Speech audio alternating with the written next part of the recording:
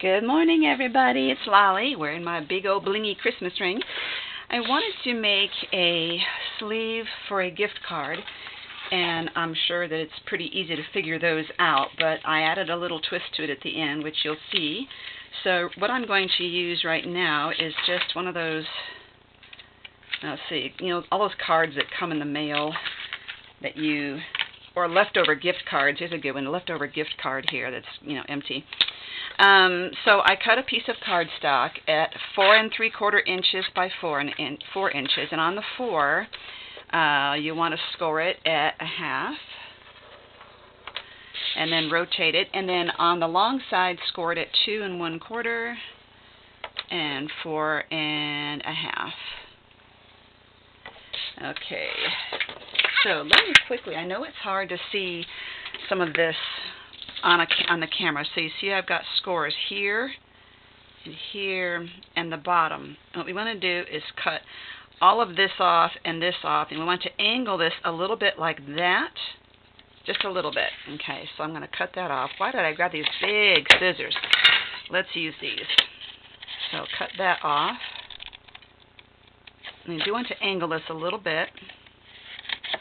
Oops, and angle that a little bit. And this a little bit. Excuse me. There.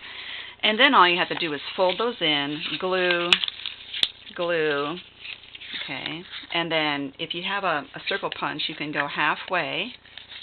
And you could do it one at a time, like this. And then after it's glued, you can do the other one. Right? So that you can get your credit card in and out. Okay? Like that, or your gift card. And so here's one. I just put a little achievement thing on there, and one that I decorated as well. It says make something. I thought if you were to give a gift card for maybe Hobby Lobby or Michael's or Joann's, you could say make something on there. Obviously, I'm thinking that the ephemera and the decorations on here, all the embellishments, should be rather flat so it could slide in and out of her wallet really easily, instead of making them really like buttons and ribbons and things where she can't really get it in and out of her wallet.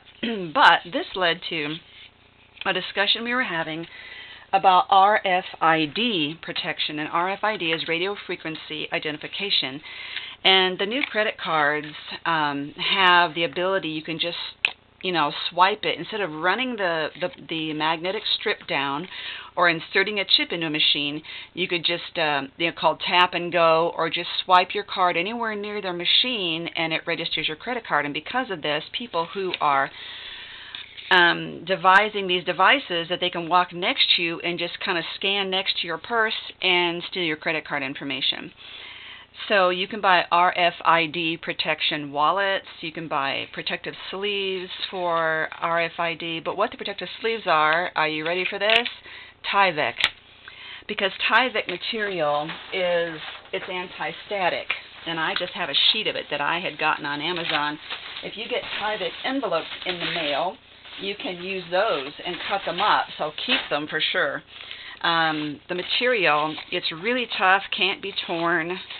So, like I said, it's anti-static, so I wanted a way of making sleeves for these, but that could be decorated, because obviously it'd be a little harder. On this, you can do, oh goodness, here I go again, but you can draw and do Zentangle on them, and those would be really cute as well.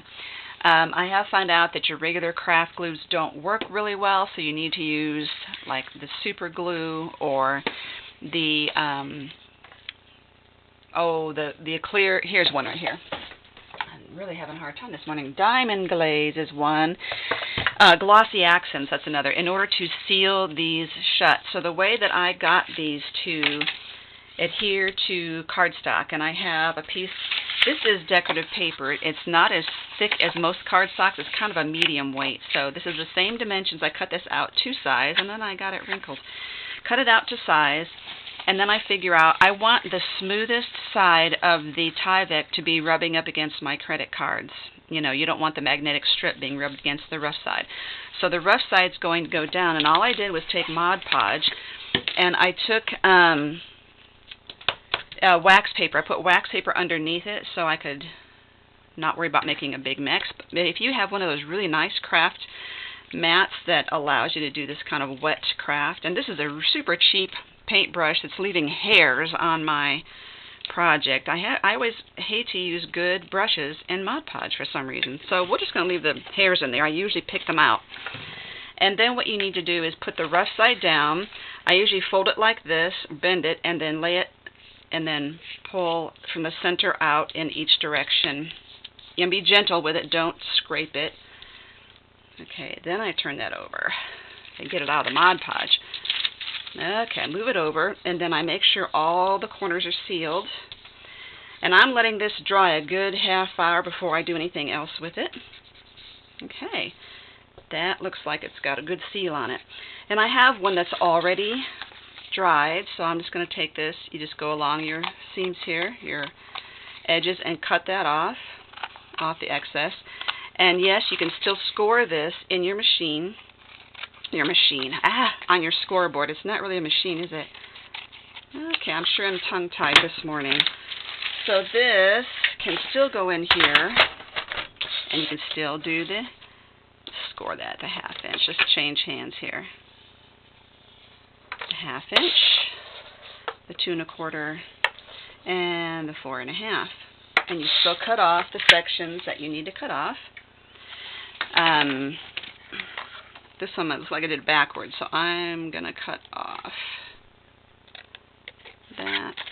The side that I want to, the flap that I leave, I'll show you in a second what I'm talking about here. The flap that I want to leave, I cut off this flap. I leave the 2 flaps together on that one side. That way, when I fold it and pull this over, this here, I glue this first, and then I glue this, and it covers over that one flap there. So what I do with this one, I take the crystal diamond glaze or the glossy accents or this, run a tiny strip along there, seal it, and I use binder clips, like I usually do, to seal that and let it sit for a while, and then I glue this side and use binder clips on there as well. And you can use your hole punch on this even with the Tyvek. It works just fine. See, nice and crisp. As a matter of fact, this one here that I've already showed you has Tyvek on the inside. You can see it if I can get up in there. That's Tyvek on the inside. So my card, if I have a credit card, the anti-static in there helps. Now, it doesn't mean it's perfect, so the best bet still is to keep these in your wallet, and your wallet on the closest inside of your purse as possible. Have it on you at all times. Don't leave your purse open sitting in your shopping cart.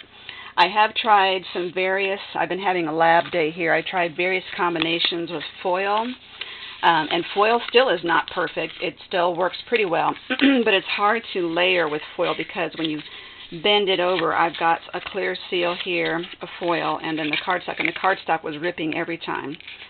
So not a good thing. I might still play around with it and see what I come up with. But there you go. If you go to the bank and ask them for an RFID sleeve, they're going to give you a piece of Tyvek.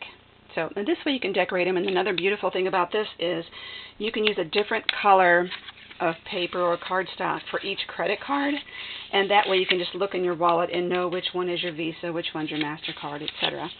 So let me know if you find out anything about RFID. We've been researching. There are a lot of materials that are anti-static, and they have varying success rates. Some of these, they narrow without the RFID protection in there. Someone can scan your information from 2 feet away. But some of these anti-static materials and foil bring that window down to 2 inches where they have to be that close to your credit card to be able to steal your information. Thank you very much for watching. Chime in with your RFID points because, like I said, we're still researching this, so let us know what you've come up with. Thank you for watching. Give us a thumbs up and subscribe to our channel. Thank you. Bye-bye.